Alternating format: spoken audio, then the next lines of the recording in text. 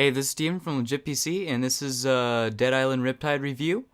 I'm going to do a little quick, about 9-minute review of Dead Island Riptide. So first, we're here at the title screen, and I'm going to show you some of the video options. And video options are pretty straightforward. It's basically got texture quality that you could set whatever you want, and then full screen, shadows, things like that, and the map size.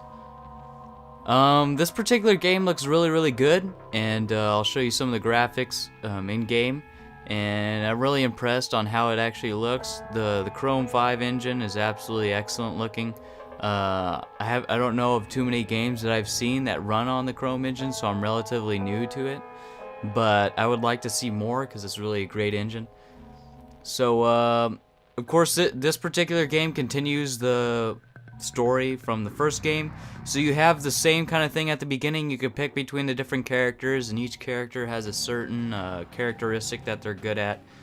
This particular one, I pick Logan again, even though I should have probably picked John because I use mainly close melee weapons.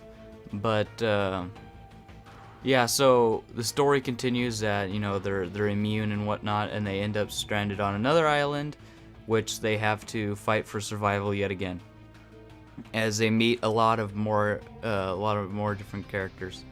So for this particular game, I really like the story of this one compared to the previous one. And of course, right now you hear the bio going on in the background for Logan.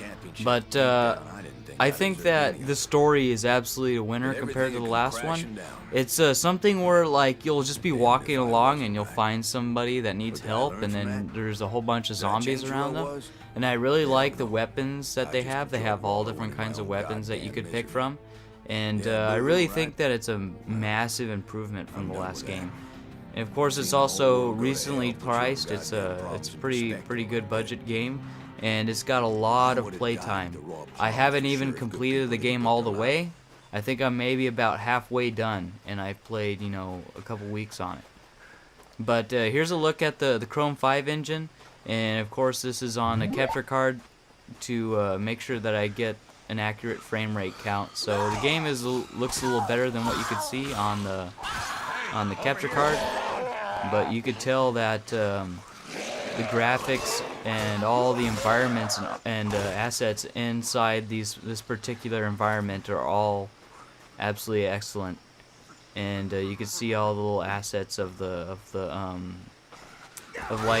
blood, and some of the plants and body parts and whatnot get cut off and blood squirts out and whatnot.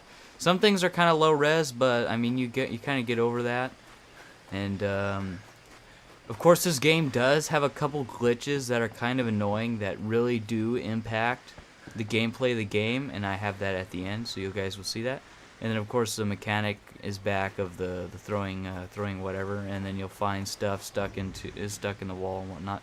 You can see kind of the beach. The beach is absolutely sweet looking. I love how it's modeled out, as well as all of these walkways that go over the forest and whatnot to get around the map. And you can see a little bit of the weapon design. You have this flaming barbecue cutter thing, and you had the nail gun. But all the weapons are absolutely excellently modeled, as well as you see some stuff that's kind of low res, like his watch and whatnot, but that's no big deal. And there's also return of the driving mechanic, and I keep forgetting that the door, that this is a right-hand drive vehicle rather than a left-hand drive vehicle. And you also see a little bit of the dynamic weather system. All of a sudden, out of nowhere, it'll start raining. It doesn't really affect the gameplay as much, but it will affect your view on what exactly you can see. I don't know if it affects the driving mechanics, but I know for sure it definitely affects your view. And you can see that this one is definitely a lot better environment than the first one. Well, for my kind of style. It's got mainly forest. There's not concrete or whatnot. Not that big hotel out of nowhere. And then of course the same glass thing where he's got to knock the glass out.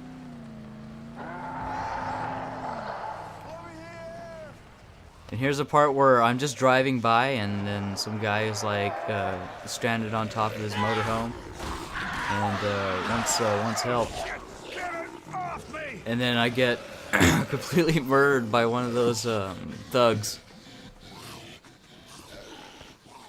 But this is kind of like the dynamic part of the game. Like, you'll just be driving around, all of a sudden you'll find some guy stranded. Here's one of the quests, and the quests are kind of the same, but they're kind of far in between, so that's kind of cool.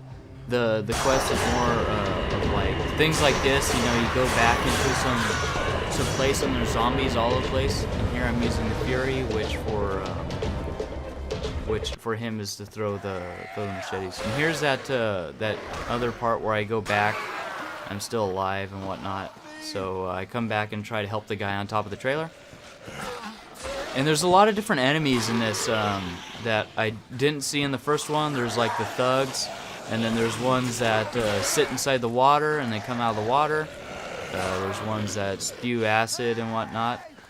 So it's really a dynamic game, and there's all different kinds of missions that you could do, as well as weapons that you could collect. You'll find like scissor hand things or like a giant wrench.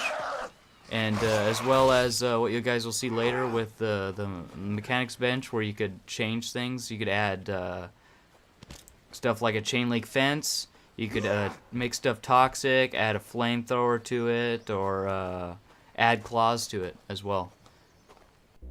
And here is that particular part where this is the repair screen, and you repair stuff, and then you can go to upgrade, and you have to have it fully repaired in order to upgrade.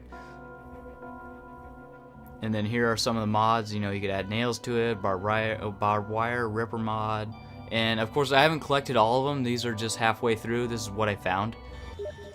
And here, of course, is all the traits. You could pick different traits. Each guy has different. I think each character has different fury traits, but the combat and survival traits I think are the same. They might not be. And you can see from the ring, you could get it up to three times, make it 3 times as good. So you see 2 rings, you see one with 1 ring, and things like that. Here's one of the glitches where if you watch at the end, right, when my fury runs out, I just randomly die, and there's no one there, and then I lose like $3,000. So it's really $2,000, 2.5. So it's really kind of hard for that. But overall, the game is really good. Great budget game. I would suggest to anybody to go out and buy it if they're looking for a game to play for a long time for a very cheap cost. A lot of the missions are different after a while, so you get a little bit of variety. You know, carry around a gas tank, or save a guy off the roof, or go through the jungle, or look for other objects. So this has been Steven from Legit PC, and thank you for watching my review. Take it easy. Thanks for watching.